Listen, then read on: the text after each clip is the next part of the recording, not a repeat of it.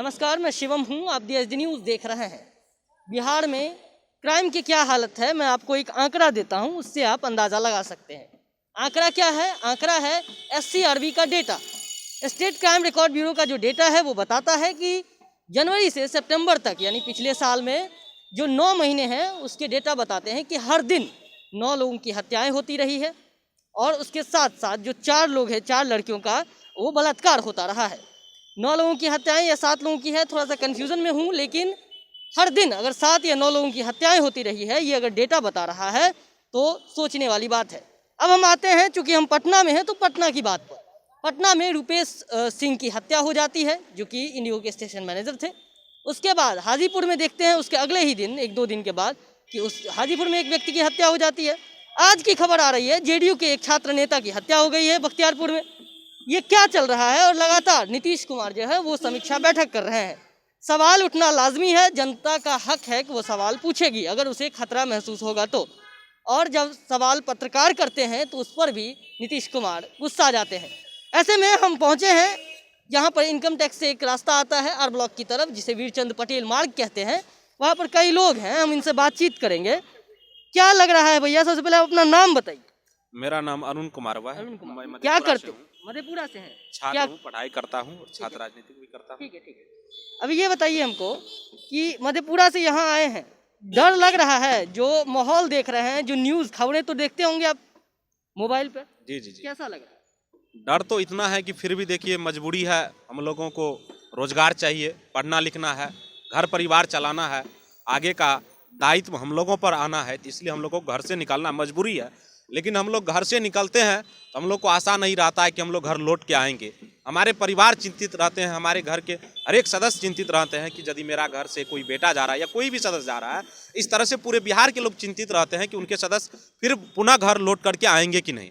जैसा कि आप देख रहे हैं, जो रुपेश सिंह थे, इंडिया एयरलाइंस के जो असिस्टेंट मैनेजर थे, उनकी हत्या मुख्यमंत्री आवास से 100 मीटर की दूरी पर है, उनकी हत्या हो गई। अगले रोज जो वकील साहब हाजीपुर में है, वो कार से जा रहे थे, बैठे कार में चलती गाड़ी में उनको गोलियों से भून दी गई। उससे पहले आप देखे होंगे मुजफ्फरपुर में जो भीम आर्मी का जिला अध्यक्ष जौन था, एक युवा था, उनके सारे आम चाकू गोद करके हत्या कर दी गई। और आज का खबर है, आपने भी बताया, मैंने भी इस खबर को सुना, चैनलों में देखा कि अभी जो है आपके पटना जिला में सुदूर इलाका में, ग्रामीण इलाका में एक छात्र नेता जो जदयू के हैं, जदयू के छात्र नेता की उनके ऊपर गोली चला दी गई, उनकी भी जान खतरा में है। स्थिति भयावह है, पूरा बिहार डरा हुआ है। तो बहुत स्थिति खराब है। नीतीश जी उब चुके हैं, थक चुके हैं, उनसे अब बिहार नहीं संभलने वाला है। जब कभी उनसे मीडिया सवाल करते हैं तो मीडिया पर आग बबूला होते हैं, मीडिया को आंख दिखाते हैं। और अब आज से 30 साल 15 साल के पूर्व के बारे में कहते हैं कि 15 साल क्या था? 15 साल भाई हम 5 साल के थे, हमें बस उतना ज्ञान नहीं था। आज हमको रोजगार चाहिए, आज हमको भयमुक्त बिहार चाहिए, अच्छा बिहार चाहिए, उस पर ये नहीं सोचते हैं। इनका ही देखा देखी इसका जो प्रशासन है, कल जो DGP का बयान आया है, वो कहते हैं कि इससे जो पहले का DGP था उससे हम अच्छे हैं। अरे भाई, आप बिहार में जो अपराध हो रहा है उसको लगाम लगाइए, कल क्या था उसको मत तुलना कीजिए।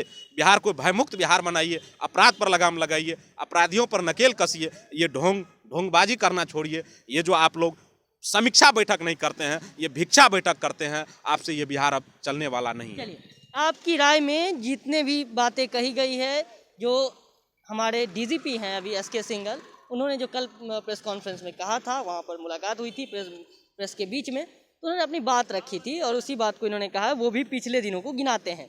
यहाँ पे और भी कई लोग हैं, हम सबसे जानेंगे उनका क्या ओपिनियन है। ओपिनियन ज़रूरी है। भाई साहब, अपना नाम बताइए। रवि। रवि, क्या करते हैं सर? एग्जाम देने आए हैं। कहाँ से आए हैं? दानापुर से। दानापुर से। क्या लगता है, अब दानापुर से चलकर तो आए होंगे नहीं, किसी गाड़ी के जरिए आए होंगे, लेकिन यहाँ पर जब गाड़ियों में सुनते हैं कि गाड़ियों में बैठा व्यक्ति उसे गोली मार दिया जाता है, क्या लगता है? क्या डर का माहौल दिमाग में आता है या घर पे माँ बाप मना करते हैं? क्या लगता है? ये इधर कुछ दिनों से अपराध की संख्या बढ़ चुका है बिहार में। जब से नई सरकार आई है नीतीश कुमार की, तब से इस पर नकेल नहीं कसा जा रहा है। प्रशासन इसमें एक्टिव नहीं दिखाई दे रहा है, रात को गश्त नहीं लगा रहा है, CCTV कैमरे लगे हैं पर वो एक्टिव नहीं रहते हैं, जिसके कारण अपराधियों में खौफ खत्म हो गए हैं और सरेआम गोलियों से भूंजा जा रहा है आदमी को। और डर का माहौल तो है ही। माहौल है।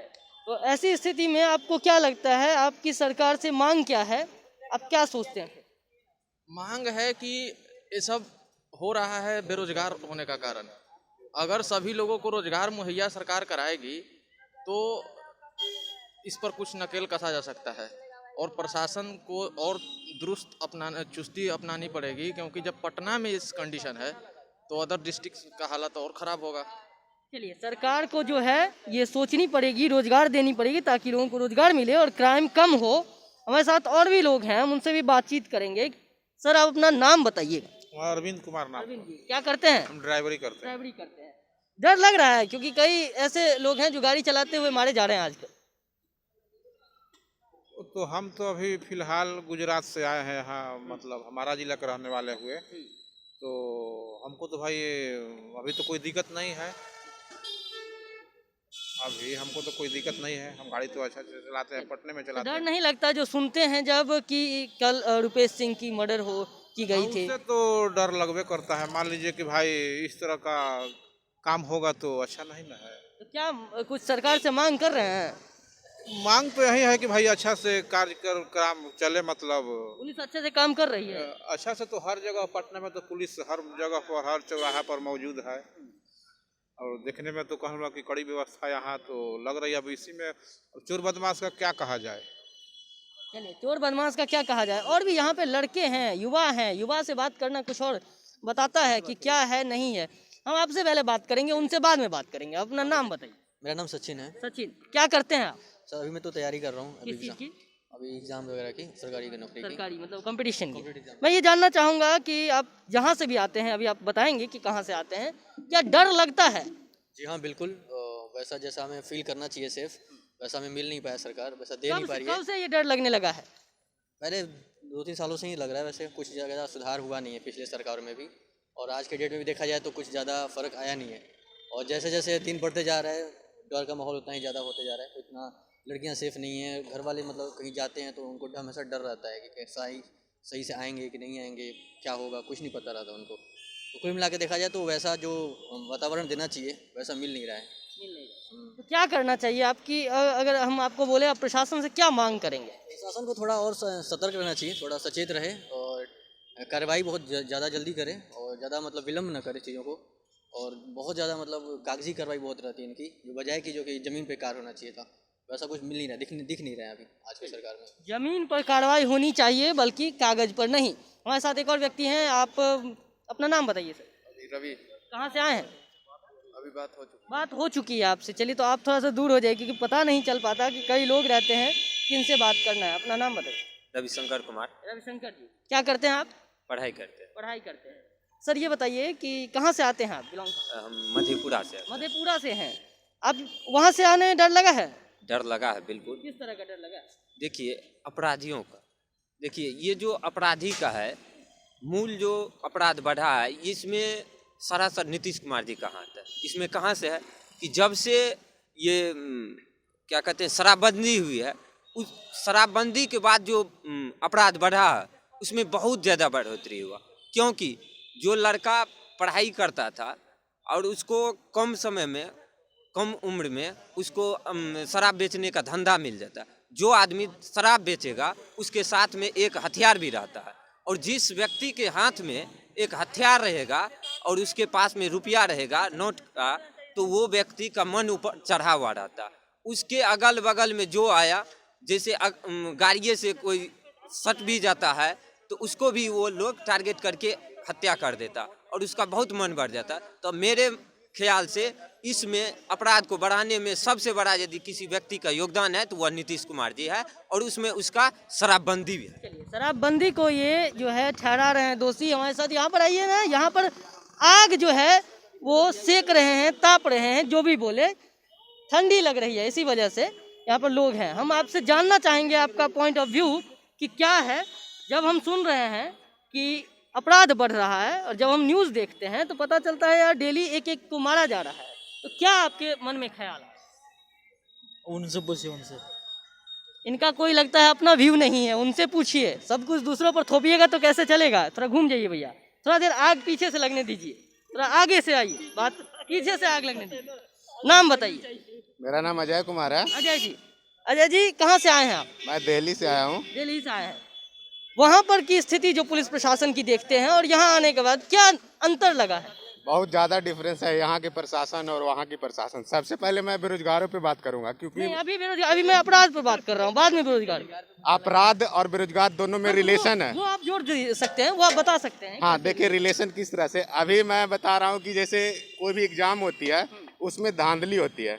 जैसे आप ही अपना एग्जाम्पल ले लीजिए कि आप किसी भी जॉब में जाते हैं, पैसा दे के जॉब में जाते हैं, तो आप पहले दिमाग में आपके क्या दिमाग में आएगा कि पैसा कमाए।